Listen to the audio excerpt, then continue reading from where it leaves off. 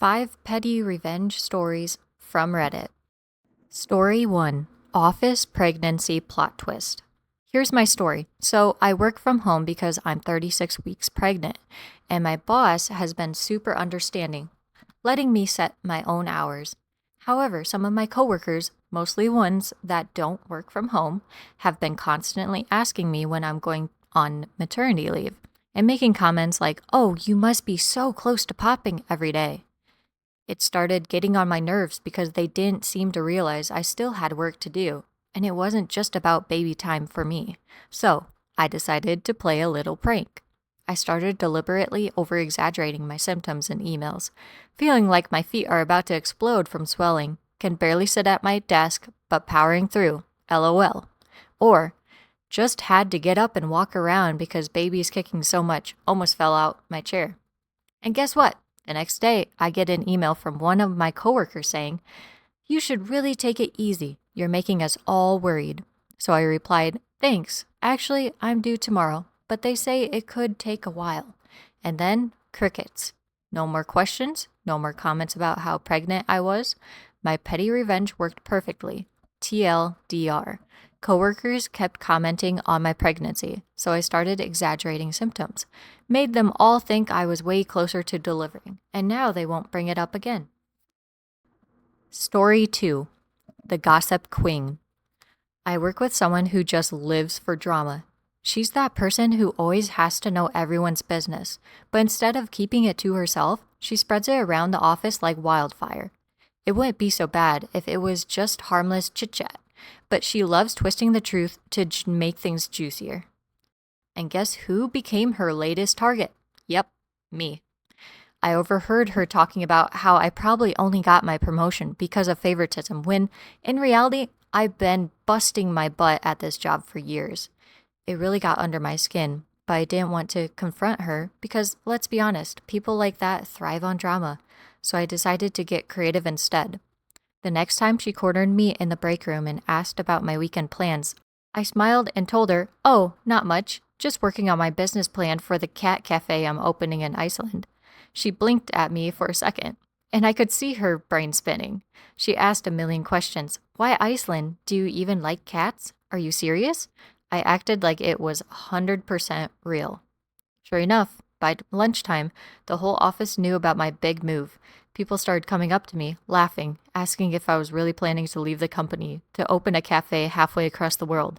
I played along for a bit, giving vague answers like, "Well, you never know what the future holds." But the best part? When people realized how ridiculous it sounded, they started questioning everything else she'd said in the past. Wait, if she believed that, what else has she been making up? It didn't take long for her to lose her little audience, and now, whenever she tries to stir up gossip, people just roll their eyes. It feels amazing not to have her stirring up drama about me anymore. Plus, the whole cat cafe in Iceland thing has become a running joke around the office, and I'm totally fine with that. TLDR, coworker who loved spreading twisted rumors about me got a taste of her own medicine when I fed her a fake story about opening a cat cafe in Iceland. Now, nobody takes her seriously, and the workplace is much more peaceful. Story 3: The Last Time They Parked in My Spot. Several years ago, when I moved into my first apartment, I was assigned my own parking spot that I had zero issues parking in for the first few months. Fast forward about 6 months, and I had new neighbors move in with both their hoopties, and all was great. Suddenly, they started parking in my spot as well as their own, and then it turned into parking in my spot and one of the closer spots closest to their apartment, leaving their spot empty. After speaking with them a few times and them ignoring me and finally telling me they were not going to stop, I came home to them parked in my spot again and decided to get revenge. I ran up to my apartment and printed out the nastiest picture I could find of a lady's with a very bad outbreak and typed in big bold font, "I have her," and taped it to her license plate. Her car was backed in, and I knew when she left for work in the morning that she would not see it and drive all the way to work with it on her car. Turns out she also liked to park front and center at work, and everyone saw it as they were going into work as well. And she was hysterical when she found out it was on there. Neighbors told me she was asking people if they saw who did it. but she never bothered to ask me. Thankfully, that was the last time she ever parked in my spot for the remaining few months I lived at the complex. Story 4. They kept spamming my email, so I joined their chat.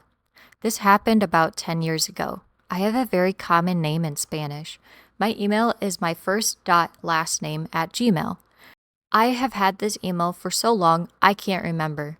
I am not sure why, but it seems a lot of people don't understand how email works, so I end up receiving their bank statements, bills, etc. Always from different people. Their middle names are always different. Anyway, I started receiving meeting notes from this random company. Spreadsheets, presentations, etc. I kindly replied to them explaining that they have the wrong email. No one ever listened. One day, I get added to a group chat, some discontinued Google product, so I join the chat. I see they start talking about some customer and start asking questions. I start offering my opinion. I just make it up as I go. Some of my responses are starting to make no sense. Then I just go full on bananas and start telling them they are all idiots for not checking their emails before sending invites, lol. The meeting went silent. I was kicked out of the chat room a second later. I continued to cause some drama by editing the titles of their docs to, "You should seriously double check who you are sharing documents with." I had such a good laugh. They are not very tech savvy, as I had access to the files for a while and went back to see them change the titles back. After 2 weeks, I got bored and just removed the docs from my drive. Never had an email from them again. Curiously, this situation has happened more than once with different entities, lol. TLDR. Someone at a company started sharing documents with me because they couldn't be bothered to check the emails. I ended up joining a group chat and chaos ensued. Story 5. Don't want to control your dog bark? I'll drive you to the brink of madness bark. Earlier this year, I took my sister and her family in. Bit of a story, but the short of it is that the property they were living on was sold out from under them because the owner thought $10,000 a month income from his properties wasn't enough. While he had smug satisfaction when the property was destroyed by a hurricane a few months down the road, that hasn't made certain aspects of her family living here any easier. They have several pets. Among them is a small tiny dog that had spent a lot of time outside before they moved in. Let's call this dog Little Snot. Little Snot is not fixed, is food aggressive, and likes to mark the house when he's roaming. As such, he's pretty much confined to one room. And he barks. Oh my god, he barks. It's not constant, except that it's once or twice a minute unless everything is completely silent. The problem is that they won't actually train Little Snot to keep his yapper shut. They'll just wait until they're annoyed enough to actually tell him to shut his snot locker. Of course, this just teaches him that it's okay to bark until they say something. Even then, he doesn't actually usually shut his yap until one of them gets up and actually does something, and that can take forever. I got tired of this and have stopped walking quietly. If it's morning and I have things to get done, I just go about it normally. They sleep late, so they end up waking up around 5 a.m. every day. So of course he barks. This has been wonderful because it's slowly driving my sister raving mad. She's been getting on him sooner and sooner as the time passes. But there's still the morning or evening where they just won't do anything about it. And it's beyond annoying. Right next to that bedroom's door is the door to the basement. I keep a doormat there because the basement is half basement, half crawl space, so there's usually a little bit of water or dirt that can get tracked upstairs. I've discovered that Little Snot goes absolutely crazy when I straighten that doormat. They get on him really quick when this happens. Things are peaceful and relaxing right up until he hears another sound. So I go over and straighten the doormat again. You can hear my sister groan, "Oh my gosh, shut that dog up," and someone gets up and shuts his yap. I repeat this a few times every morning and evening. It's gotten to the point where they're considering a shock collar or swatting him and anything else to get him to stop, including rushing to get him fixed. She's finally getting to a point where she wants to actually train this dog to not bark at inside noises. I am pushing them to train the dog and get some peace while not actually doing anything. Story 6. Left my roommate out in the cold. I've lived with a friend for 7 years now, and he's a nice enough guy, but over the years, he has gotten more and more lazy. We have a dishwasher, but he'll leave his used dishes out for days. He never cleans, he has long hair that he leaves in the shower drain, and he expects me to do the laundry. You can imagine I'm getting pretty fed up with his behavior, and I've asked him to at least clean up after himself, but he always forgets after a few days. Lately, he started forgetting his keys too, and calls me if I'm out, so I'll have to come back home to let him in. Of all the things he does, this is the most annoying because I have to drop what I'm doing just to go help him. Well, after the third time, I had enough and I told him, if you forget your keys again, I won't come home. If you want to hide an extra key in the shed for when you forget your keys, you'll have to pay for it yourself. He said he would. He makes more money than me anyway, but lo and behold, he never did. The next time he forgot his keys was a cold and rainy day, and I told him again that I was done dropping everything for him, but I'd come home once I was done with my shopping. Just to be extra petty, I went into a few extra stores and really took my time deciding on what to buy. When I got home, he was sitting in the shed, mostly dry, but very cold. He never bought an extra key, but he never again forgot his own after that. Story 7. Yell at me in front of customers, lose your job. This was about 28 years ago. At age 16, I had my first job at Circuit City. Around the holidays, the prices for items would change, and it was someone's assigned job to go around and place the new price tags. One day, I was helping a couple who were confused about a tag on a brand new speaker. Now, I don't remember exactly how it went, but it was something like the tag read $199 and was supposed to be $199. Thinking back, if this were me, I would have bought all of them and called it a day, lol.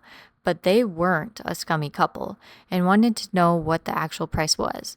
It was ringing in at $199. So I went and got the manager. Alongside the couple in the aisle, we all looked at the tags and he started screaming at me, "Are you stupid?" and had his pointy finger in my face while yelling. The couple left the store without purchasing anything, and my day went on being scolded by him. Even though it was not my fault that it was mislabeled, he made me feel like it was. I should have noticed it and must be so dumb. I took the abuse because I feared being fired from my first job and right before Christmas. My next shift was a few days later, and I was immediately called into his office. I was having a panic attack. Here we go, I'm getting fired, I thought. Well, it turns out that the couple was so disgusted by his behavior that they called the company and complained. I sat in his office with another manager from another location, while he apologized to me and then left. I later found out he lost his job. Petty revenge was from the couple's complaint about him, but I appreciated it nonetheless. Story 8. Police won't do anything when I call? Then I'll just get you to call them on yourself. For the past several weeks/months, we've had the same large van parked in the entranceway to our flats on a daily basis. To list, it was on double yellows, at the end of a junction, in front of a dropped curb, blocking the footpath, blocking the vision of us residents when pulling out, blocking the entry for large vehicles, and also right in front of a no parking sign. I called the police multiple times about it, but to no avail, so I decided to try a different method.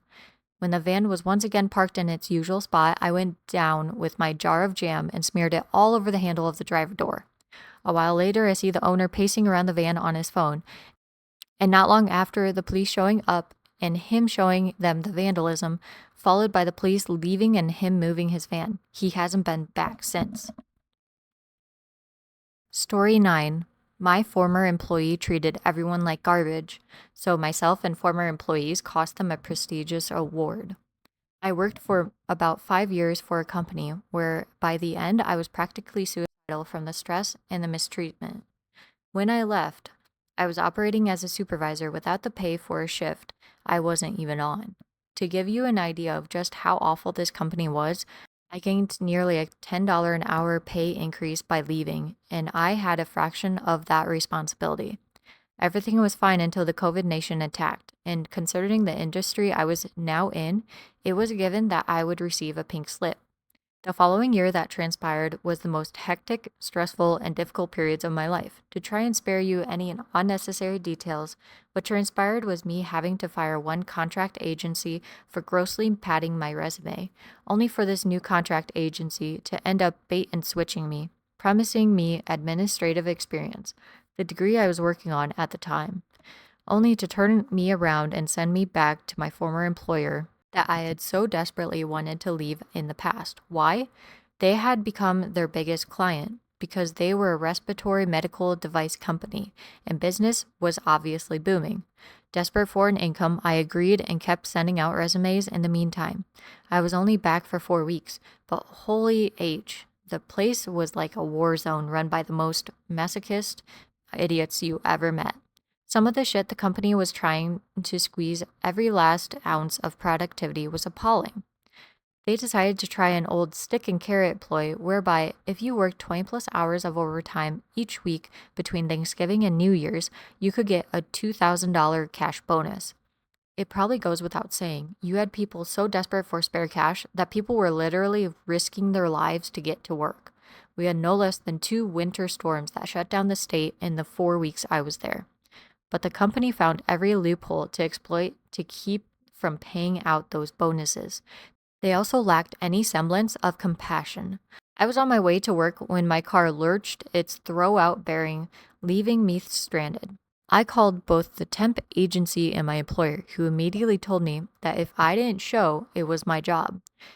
I was 2 hours late and they complained to my temp agency anyways because I refused to make up the lost time by staying and assisting the overnight crew. I left when I finally got hired by another medical device company full-time, meaning I could give the temp agency and my former employer the middle finger. I'd be remiss if I didn't mention that I had made friends during my time there.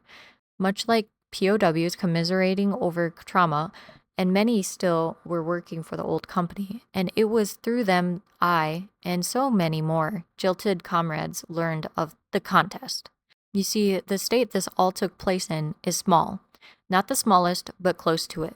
So, there is an independent business magazine for the state that holds a competition for best company to work for in state. My former employer had actually won the award about a year ago before I exited stage left for the first time around. It had been the proper amount of waiting time, and said company could now reapply to try and reclaim their glory. All the naked little emperors running this company were so high in their ivory towers, falsely believed everything was coming up roses. How this competition works is the company is interviewed by the magazine, and a link to an online survey is sent out to the respective employees. Thus, when me and so many who had a Discord group at the time learned of it through someone still within the employ of these bastards, they were more than willing to become a mole. And when the surveys were sent out, the former employees received one as well. It goes without saying, but we trashed this place in the survey. At the end, you could leave a comment, and so I told them about the abuse I faced with my initial employment with the company, and how when I was forced back, I left when my former boss insulted me in an email for having the audacity to leave in the first place, all the while using my newly deceased mother to prop up her own sob story. You may think it ends there, but it doesn't. That is not where their revenge comes in. Imagine the shock when a message comes through the Discord group. Holy shit, you guys. If you open the survey in an incognito browser, you can take it as many times as you want. Me and my crew had gone from slingshots to being gifted a cannon, and we were not going to waste that opportunity. We proceeded to send in negative surveys as often as we could, and our mole would forward us the HR updates. And when 90% participation was reached, we halted our attack and waited. A week before the results would be announced, our mole informed us that bubbly was getting stockpiled in the break room fridges. I had the forethought to monitor their LinkedIn and Facebook page. Every other post was about the BCTWF award and how excited they were to achieve it. Assured victory was in the bag. Then the announcement came, and our mole excitedly texted us that management was in silent bedlam. The bubbly magically disappeared from the fridges. Any social media post referring to the contest or magazine vanished, and no one was allowed to talk about it. They had obviously not expected such a pitiful defeat. but the results from the survey was so troubling, they came back to my former employer to go over the results. The company never really recovered from that point onward and struggled to remain upright. Most recently, they had to delist the stock exchange and go back to suckling the teat of venture capitalists.